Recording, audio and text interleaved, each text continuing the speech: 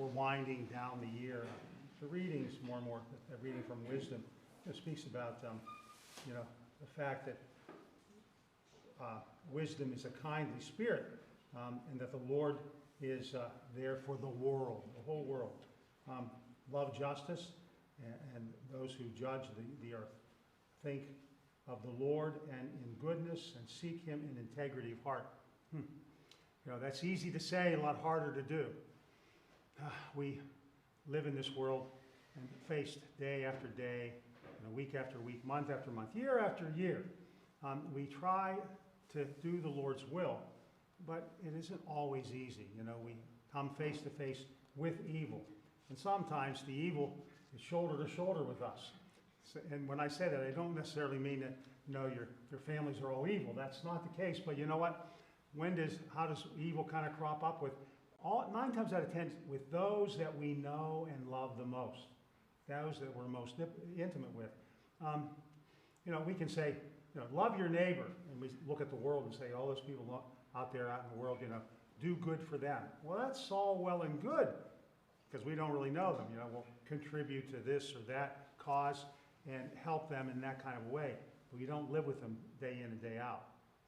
When you live with someone day in and day out, you know their faults. You know exactly what buttons to push, and they know exactly what buttons to push to get you going too, huh? I think that's the kind of evil that God is talking about for us today. But, in these last weeks, we're now in this 32nd week in ordinary time. We only have a couple more weeks before we celebrate that final Sunday, the Feast of Christ the King, that great solemnity. But we remember truly in our heart of hearts that God grants us the grace that we need in order to try and witness to him and his goodness and love in our daily lives. What does Jesus say today? That one's a tough one too, huh?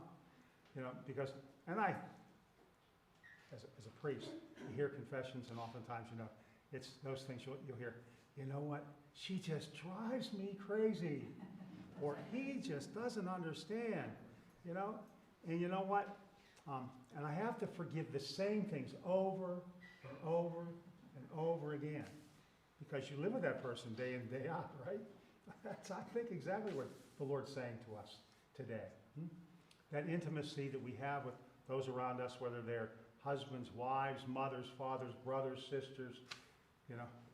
My mom is a little, she's still mending, and we don't know if she'll ever get back to where she had been, but so we're basically there, 24/7. And you know what? There's 5 of us. You get 5 people, I won't say 24/7, but day in and day out, time and time again, you start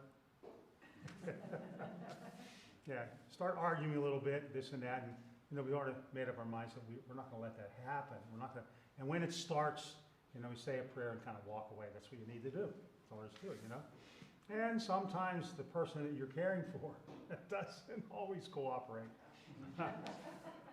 That's okay, We keep saying to ourselves, she's lived 93 years upon the face of the earth, she can do what she wants, to a certain extent.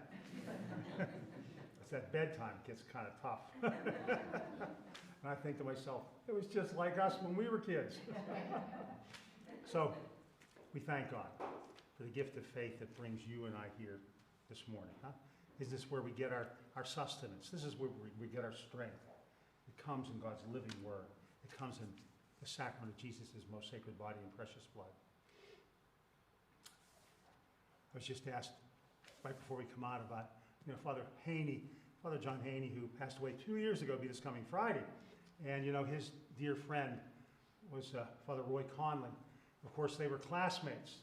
And they would say that way. They were classmates. And one time I said to Father Roy Conley, who was my last pastor when I was an assistant, I said, well, you guys are best friends. He goes, no, we're classmates. I looked at him and I said, you're best friends. He goes, well, don't tell anybody that. But he's not doing so well either. So remember Father Conley, Father Roy Conley.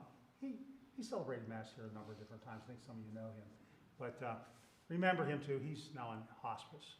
And he's a good man. As I said, he was the last pastor I had. And up until just about, actually, we celebrated his birthday, August 15th. And they had a little birthday party for him. And that was nice. But, you know, slowly losing that wherewithal. You can all see that. So he's in a nursing home now, assisted facility. So just keep him in your prayers. And all our older mothers and fathers and brothers and sisters and aunts and uncles, all those folks that are in that situation, may God grant to them his strength and grace and grant to us the ability to care for them well.